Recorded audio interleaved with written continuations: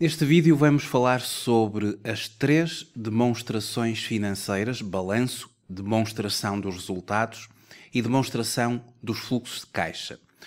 O que é que há em comum entre estas três demonstrações financeiras? O que é que as une e o que é que cada uma delas individualmente procura a explicar? Quero começar por lhe agradecer muito o facto de estar a visualizar este vídeo. Sejam muito bem-vindos à Certform, Escola de Formação Prática. Eu chamo-me Miguel Fragoso, sou economista e contabilista certificado e formador nas áreas da contabilidade, fiscalidade e finanças empresariais. No site da Certform, em certform.pt, encontra oferta de cursos, oferta formativa que atualmente disponibilizamos em e-learning e live streaming.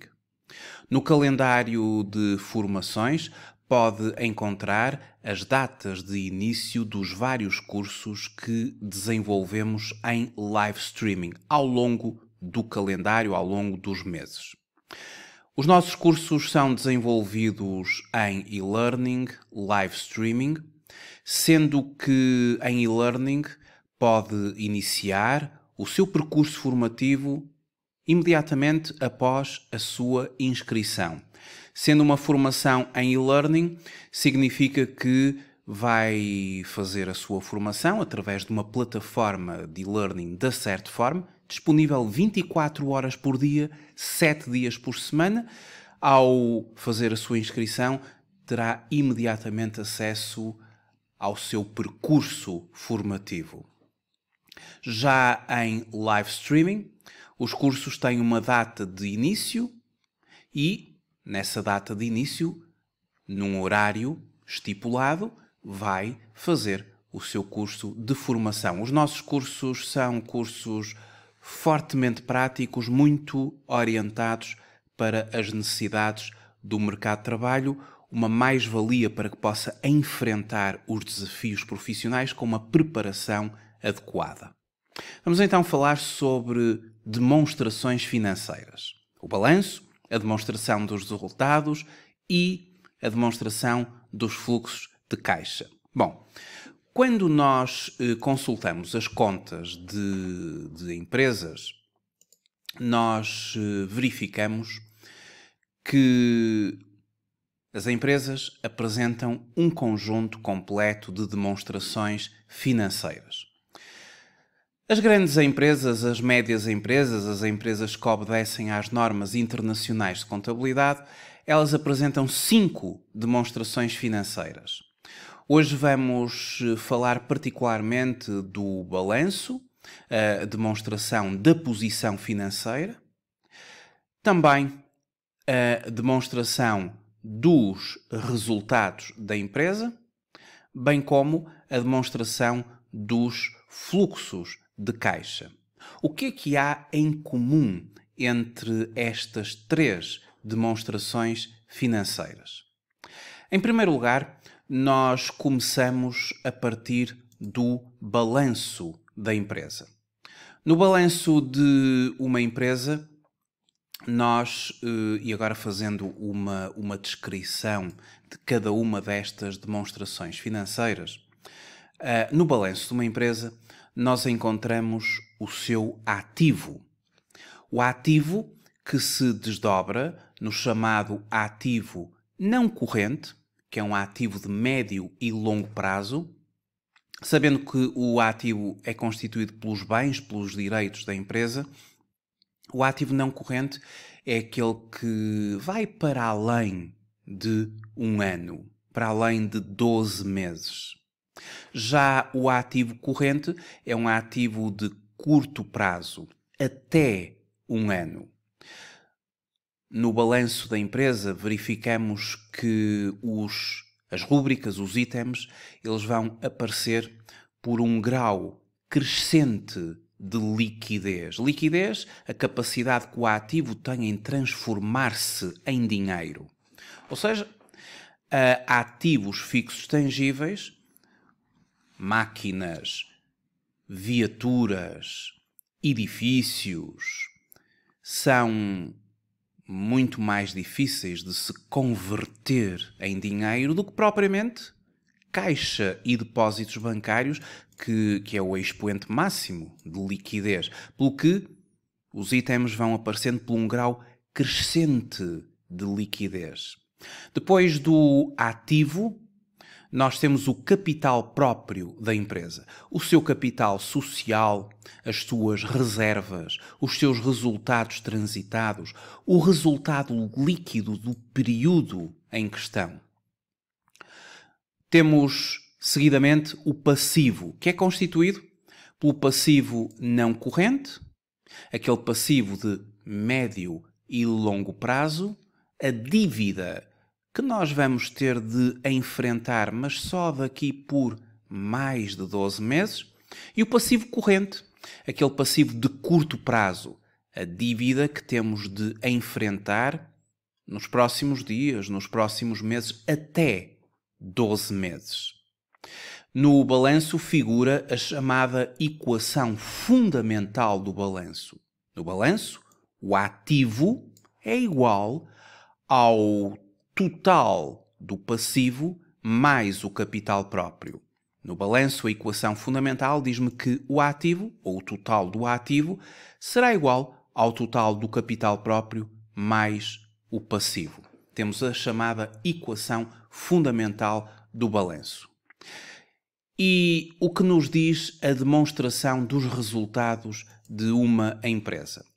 A demonstração dos resultados de uma empresa vai proceder ao elenco dos rendimentos e dos gastos que, ao longo do ano, a empresa incorreu. Os rendimentos que obteve, os gastos incorridos. E são-nos apresentados os resultados de uma empresa. Temos vários resultados da empresa que podemos aferir da demonstração dos resultados. No modelo de demonstração dos resultados, nós vamos ter, em primeiro lugar, o chamado EBITDA, que é um resultado da empresa antes das depreciações, dos gastos de financiamento e dos impostos. Depois de serem evidenciadas as depreciações e amortizações, nós vamos ter o EBIT, que é o resultado antes dos gastos de financiamento e dos impostos. Depois de serem evidenciados os juros, os gastos de financiamento, tanto numa perspectiva de juros e rendimentos obtidos, isto na perspectiva de rendimento, ou de juros e gastos suportados, na perspectiva de gasto, formando-se o resultado financeiro da empresa. Seguidamente temos o chamado resultado antes de impostos, o também denominado EBT, Earnings Before Taxes, e segue-se o imposto, formando-se, por diferença, o resultado líquido do período da empresa. Ora, e o que é a demonstração dos fluxos de caixa? Na demonstração dos fluxos de caixa, nós temos as entradas e as saídas, os inflows e os outflows.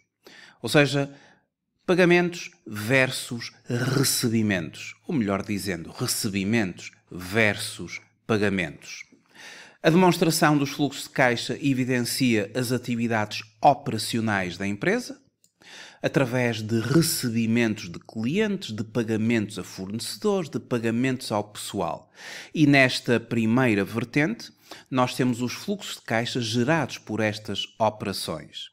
Seguidamente, ainda nas atividades operacionais, seguem-se pagamentos versus recebimentos do Imposto sobre o Rendimento, o IRC, entre outros recebimentos e pagamentos da atividade operacional.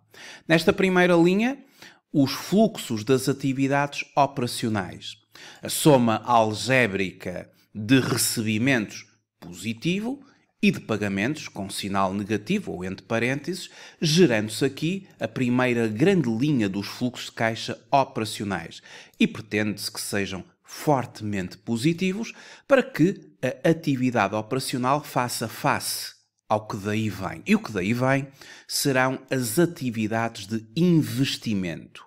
A empresa realiza atividades de investimento, quer através de pagamentos realizados, quando adquire investimentos financeiros, adquire ativos fixos tangíveis ou intangíveis, ou através dos recebimentos, se eventualmente a empresa vender, alienação, venda, investimentos financeiros, ativos fixos tangíveis ou intangíveis, entre outros que fazem parte das atividades de investimento.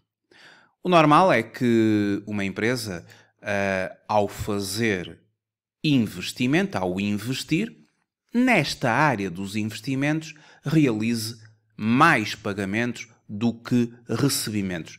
Isso é comum. E em velocidade cruzeiro, é comum que a empresa vá investindo e, ao investir, estes fluxos de atividades de investimento naturalmente surgirão negativos porque os pagamentos foram superiores aos recebimentos. Só que a área operacional foi fortemente positiva para poder fazer face ao investimento. Esta área de fluxos de atividades operacionais mais os fluxos das atividades de investimento forma-se aquilo a que se chama o free cash flow. Seguidamente, temos as atividades de financiamento da empresa.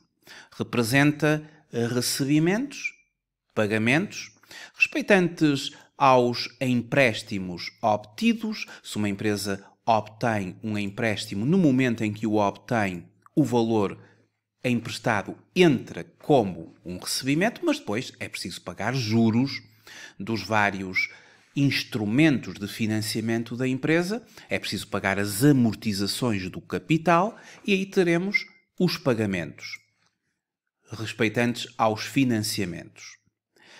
Se uma empresa, durante um determinado período, estiver a amortizar fundamentalmente dívida e a pagar juros, é perfeitamente normal que esta área venha negativa porque pagou mais capital, pagou mais juros do que propriamente pediu emprestado. E quando temos as três atividades em conjunto, as atividades operacionais, as atividades de financiamento e as atividades de investimento, melhor dizendo, e pela ordem correta, as atividades operacionais, o fluxo das atividades operacionais, o fluxo das atividades de investimento e o fluxo das atividades de financiamento. Ao somarmos as três, temos a variação de caixa e seus equivalentes. Não nos podemos esquecer que no início do ano arrancamos com caixa e seus equivalentes, que somando aos valores obtidos durante aquele mesmo período, temos finalmente caixa e seus equivalentes no final do período. Isto é uma explicação breve do balanço, da demonstração dos resultados e da demonstração dos fluxos de caixa. Mas o que há de comum entre as três demonstrações financeiras? Bem, começando pela demonstração dos resultados, a demonstração dos resultados culmina com o chamado resultado líquido do período. E o elo de ligação entre a demonstração dos resultados e o balanço é precisamente o resultado líquido do período. Ou seja, quando uma empresa elabora a sua demonstração dos resultados, ela vai ter como resultado o resultado líquido do período. Nós aqui temos uma empresa que procede a consolidação de contas. No fundo é um grupo económico, o Grupo SONAI, que nós estamos a analisar aqui o relatório de contas de 2019, que é proporcionado, é obtido através do site da entidade, é público, as contas da empresa são públicas e, consequentemente, a empresa gerou um resultado líquido. Mas considerando que se trata de um grupo económico, nós estamos a considerar aqui o resultado líquido atribuível a acionistas da empresa-mãe. E este resultado líquido, ele é o elo de ligação ao balanço da entidade. Ele vai figurar no balanço da entidade, no resultado líquido do período, atribuível aos acionistas e à empresa-mãe. Portanto, é o mesmo valor, a ligação. No fundo, a demonstração dos resultados, ela espelha detalhadamente como é que se obteve o resultado líquido do período. Rendimentos, menos gastos, menos o imposto. O resultado líquido do período. O elo de ligação ao balanço. No fundo, o resultado líquido do período positivo, ele vai agregar aos capitais próprios da empresa, reforçando-os quando é positivo. Um resultado líquido do período positivo permite que a empresa obtenha um total do capital próprio superior. O resultado líquido do período, posteriormente, será destinado. Terá que se lhe dar um destino. Se retivermos o resultado líquido do período, ele, no próximo período, vai reforçar os resultados transitados da empresa. Isso, obviamente, se existir uma política de retenção dos lucros. Em relação à demonstração dos fluxos de caixa, ela tem uma ligação ao balanço. No balanço nós verificamos caixa e equivalentes de caixa. E no fundo a demonstração dos fluxos de caixa vai fazer um detalhe de como é que se chegou a caixa e seus equivalentes.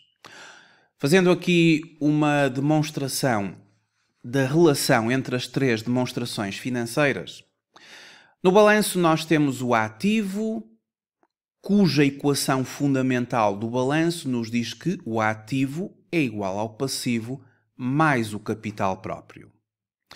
No capital, nós, através da demonstração dos resultados, nós obtivemos o resultado líquido do período que ligou a área do capital próprio do balanço através do resultado líquido do período, como já vimos. Quanto ao ativo do balanço, onde nós temos os meios financeiros do período anterior, mais os recebimentos e os pagamentos do próprio período, informação essa que nos é detalhadamente espelhada pela demonstração dos fluxos de caixa. E podemos assim relacionar as três demonstrações financeiras. Para concluir, vamos ver esta informação que eu acabei agora de abordar numa sistematização que fiz através de um manual. E segundo esta minha sistematização, chegamos às seguintes conclusões. Então, sobre a relação entre as três demonstrações financeiras, a demonstração dos resultados, o balanço e a demonstração dos fluxos de caixa. A demonstração dos resultados reúne informação sobre a atividade desenvolvida pelas empresas em cada exercício económico, identificando os rendimentos e os gastos que contribuíram para a formação dos resultados. Na demonstração dos resultados, nós podemos obter alguns indicadores. Logo, a priori, a margem bruta, que no fundo será a diferença entre as vendas da empresa e o custo das suas mercadorias, aqui obtemos a denominada margem bruta. O EBITDA, como eu disse, é o resultado antes das depreciações, gastos de financiamento e impostos. O EBIT, o resultado operacional antes de gastos de financiamento e impostos. O EBT, o denominado resultado antes de impostos. E depois, por diferença do imposto, nós vamos obter o chamado resultado líquido do período. O resultado líquido do período, no fundo, ele vai ser o elo de ligação entre a demonstração dos resultados e o balanço.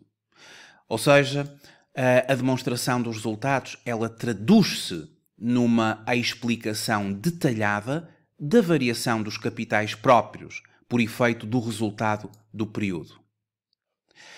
Foi aquilo que inicialmente referi. Ao obtermos o resultado líquido do período na demonstração dos resultados, o mesmo vai corresponder, dentro do capital próprio da empresa, ao seu resultado líquido daquele mesmo período.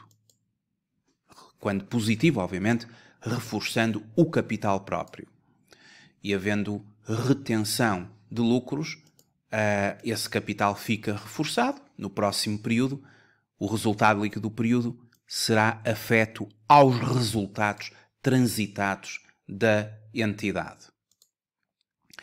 O balanço permite analisar a situação patrimonial das empresas à data de fecho de contas.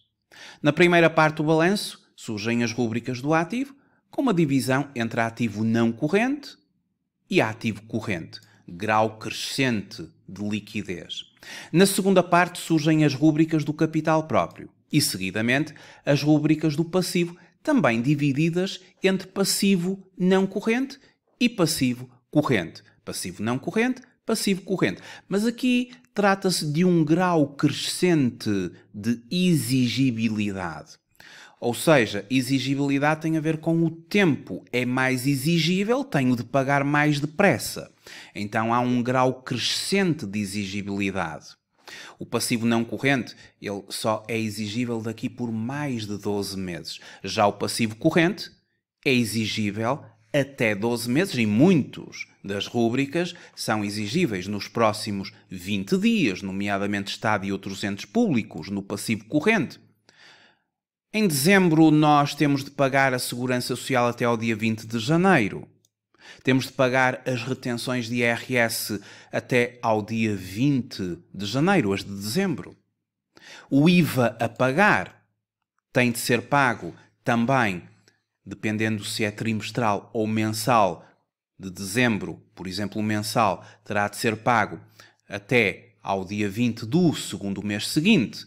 E, portanto, é exigível nos próximos dias. Fornecedores, se pagamos a fornecedores a 30, a 60, a 90 dias, à data de relato 31 de dezembro, será exigível nos próximos meses, no próximo mês, a 30 dias, a 60 dias ou a 90 dias. E, portanto, vai aumentando o nível de exigibilidade. É exigível, tenho que pagar mais rapidamente. E, portanto, é este crescendo de exigibilidade que nos aparece no balanço. Já a demonstração dos fluxos de caixa traduz-se numa explicação detalhada de uma rúbrica do balanço, que é a variação dos meios financeiros do período, ou seja, recebimentos versus pagamentos. No balanço, esta área de caixa e equivalentes de caixa, ela é detalhadamente explicada através da relação pagamentos ou recebimentos versus pagamentos na demonstração dos fluxos de caixa nas suas várias atividades. Os fluxos de caixa identificam os fluxos financeiros, caixa equivalentes de caixa, gerados ou consumidos pelas atividades das empresas, as operacionais, as de investimento e as de financiamento. O Free Cash Flow inclui os fluxos de caixa que resultam da atividade operacional e de investimento das empresas, representando o fluxo de caixa disponível gerado pelas atividades operacionais, líquido das atividades de investimento. O Free Cash Flow, ele obtém-se a soma algébrica de fluxos de caixa das atividades operacionais e fluxos de caixa das atividades de investimento. Quando obtemos aqui um valor positivo, ele vai ser afeto às atividades de financiamento. Para complementar, nós podemos dizer que as três demonstrações financeiras elas acabam por ser complementares. Se por um lado os fluxos de caixa baseiam-se no regime de caixa, ou seja, eles quantificam os fluxos por referência ao momento da produção dos seus efeitos financeiros e não estritamente ao momento da produção dos efeitos económicos, em fluxo de caixa vigora efetivamente este princípio do regime de caixa. Já o balanço e a demonstração dos resultados, contrariamente, baseia-se no regime do acréscimo, que pressupõe que os efeitos das transações e de outros acontecimentos sejam reconhecidos quando eles ocorrem e não quando os movimentos de caixa e seus equivalentes sejam recebidos ou pagos, sendo registados nos períodos com os quais se relacionem. Estes envolvem fluxo de caixa, mas também o reconhecimento das obrigações de pagamento e dos recursos que serão recebidos no futuro.